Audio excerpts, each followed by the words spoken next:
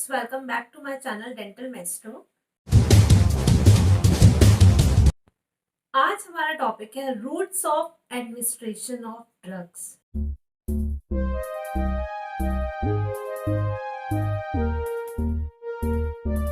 बहुत सारी मेडिसिन ऐसी होती हैं जो कि पेशेंट बहुत इजीली एक्सेप्ट नहीं करता या फिर उसको देने का तरीका एक्सेप्ट नहीं कर पाता। कुछ मेडिसिन है जो हम खा सकते हैं, कुछ मेडिसिन जो हैं जो हमें इंजेक्टेबल ही देनी है।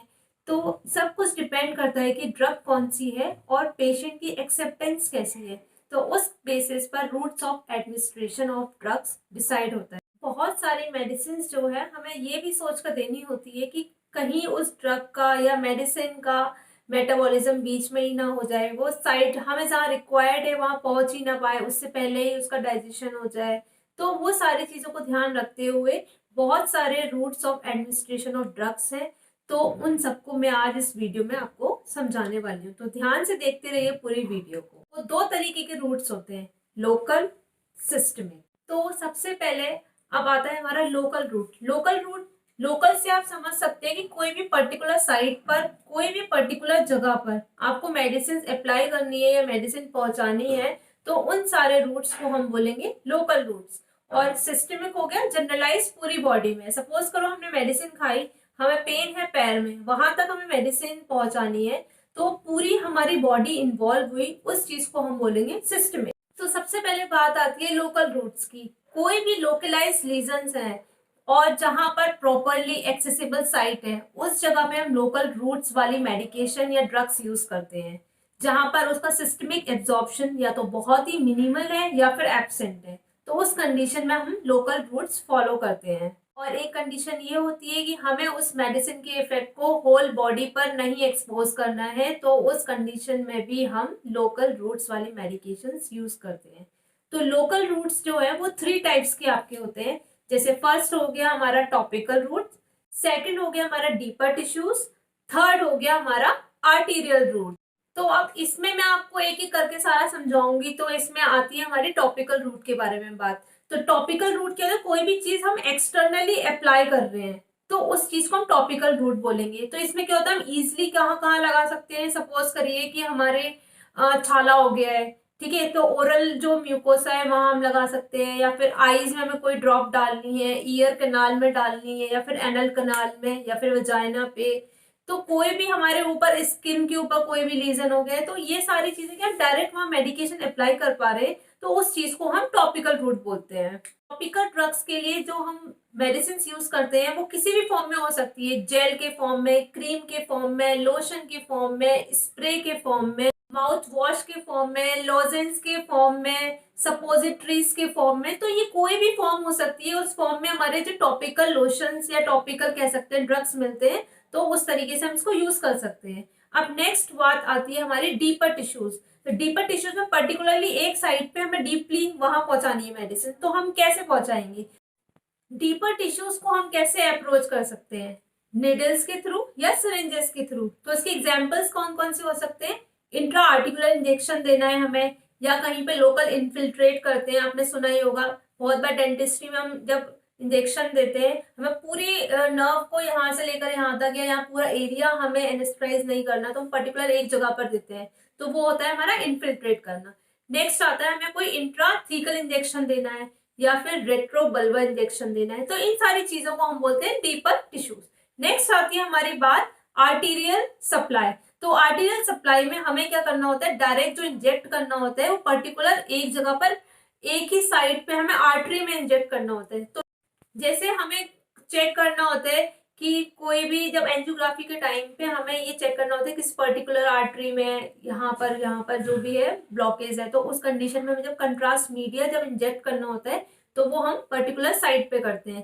जैसे हमारी एंटी कैंसर ड्रग है जो कि फीमोरल या फिर ब्रेकियल आर्टरी में ही हमें देना होता है, तो वो पर्टिकुलर हमने क्या बताया, लोकल एक ही जगह पर एक ही साइट पे हमें देना है, पर है डीप और आर्टरी में दे रहे हैं। तो इस वाली जो रूट को मैंने नाम दिया आपको आर्टीरियल सप्लाई लोकल रूट।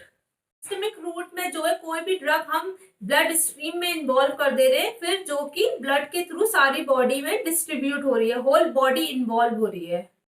हमारे पास बहुत सारे रूट्स हैं इसके 1 2 3 4 5 6 7। तो वन बाय वन मैं आपको एक्सप्लेन करती जाऊंगी, तो आप देखते रहिए, समझते रहिए। कोई भी कंफ्यूजन हो तो वहीं की वहीं नोट डाउन कर लीजिए और मुझे कमेंट बॉक्स में मैसेज कर दीजिएगा, तो मैं कोशिश करूंगी कि आपकी क्वेरी को कंप्लीट कर पाऊँ।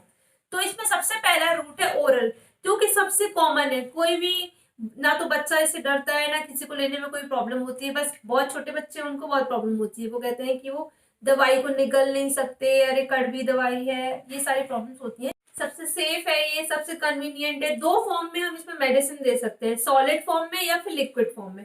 तो सॉलिड फॉर्म में क्या हो गई आपकी, टैबलेट्स हो गई, कैप्सूल्स हो गए। लिक्विड फॉर्म में कौन से हो गए आपके, सिरप्स हो गए, इमल्शंस हो गए। अब नेक्स्ट आता है सबलिंगुअल सिस्टमिक रूट। तो इसमें क्या होता है, जो भी टैबलेट है या कुछ भी, जो भी मेडिसिन हमें देनी है, उसको हम टंग के नीचे सबलिंगुअली प्लेस कर देते हैं, या फिर बक्कल म्यूकोसा पे उसको क्रश करके उसका पाउडर बना के स्प्रेड कर देते हैं। तो इससे क्या होता है कि जो लिवर है वो बाईपास हो जाता है, डायरेक्ट यहीं से ही हम मेडिसिन ले लेते हैं, हमें खाने की जरूरत नहीं पड़ती, उसको वो एब्जॉर्ब होती है। ये क्या है, लिपिड सॉल्युबल ड्रग्स जो भी हमें यूज करनी होती है उसको देने के लिए बहुत अच्छा वे। नेक्स्ट आता है हमारा रेक्टल रूट। कुछ ड्रग्स बहुत ही ज्यादा इरिटेटिंग होती है और बहुत अनप्लेजेंट होती है, तो उनको हम रेक्टल पाथवे से भी देते हैं। थोड़ा सा एम्बेरसिंग होता है, लेकिन बहुत बार रिक्वायर्ड भी होता है। जैसे कुछ पेशेंट्स में क्या होता है, जब कॉन्स्टिपेशन बहुत ज्यादा बढ़ जाता है तो हमें अनीमा देना होता है, तो वो भी रेक्टल के थ्रू ही दिया जाता है।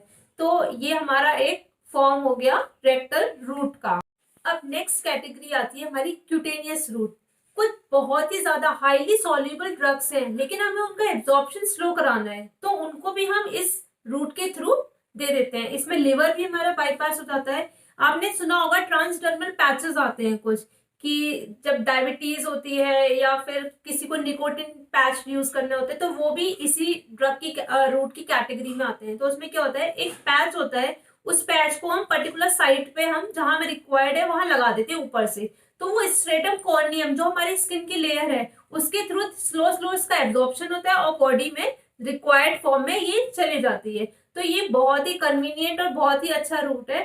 तो ना कोई इंजेक्शन का डर है, ना कोई टैबलेट खाने की परेशानी है, तो ये भी बहुत अच्छा एक रूट है। नेक्स्ट कैटेगरी आती है हमारी इनहेलेशन। आपने देखा ही होगा बहुत सारी, जैसे हमारी विक्स वेपर आती है, हम उसको इनहेल करते हैं या फिर वेपर्स लेते हैं। तो इसमें हमारा जो एब्जॉर्प्शन है वो एल्वियोली के थ्रू होता है और एक्शन बहुत ही फास्ट होता है। तो कुछ मेडिसिन हम इनहेलेशन के फॉर्म में भी देते हैं।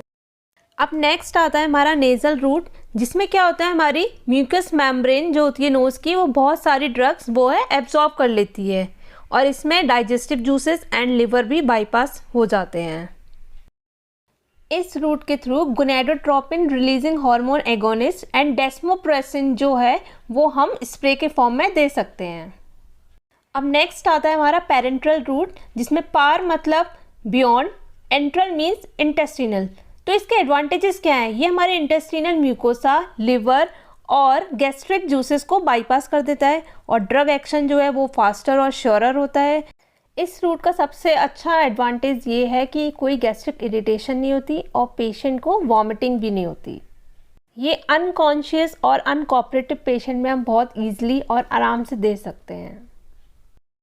अब बात आती है इसके डिसएडवांटेजेस। इसके डिसएडवांटेजेस ये हैं कि ये इन्वेजिव रहता है, थोड़ा पेनफुल रहता है, और हमें एक असिस्टेंस की ज़रूरत ज़रूर पड़ती है, और लोकल टिश्यू इंजरी भी हो जाती है। हमारा सबक्यूटेनियस, तो वहां क्या रहता है, जो ड्रग है हमारी, जो लूज सबक्यूटेनियस टिश्यू है वहां डिपॉजिट हो जाती है। वह नर्व सप्लाई जो है बहुत अच्छी होती है, और जो ब्लड सप्लाई है वो बहुत कम होती है।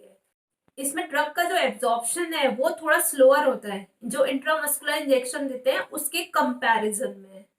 इसमें सेल्फ इंजेक्शन जो है वो पॉसिबल है, क्योंकि हमें बहुत ज्यादा डीप पेनिट्रेशन नहीं करना होता, तो इसलिए आराम से पेशेंट इसमें खुद भी ले सकता है। नेक्स्ट कैटेगरी आती है हमारी इंट्रामस्कुलर। इसमें क्या होता है, हमें डीप पेनिट्रेशन चाहिए होता है, तो पेशेंट नहीं खुद से नहीं कर पाता।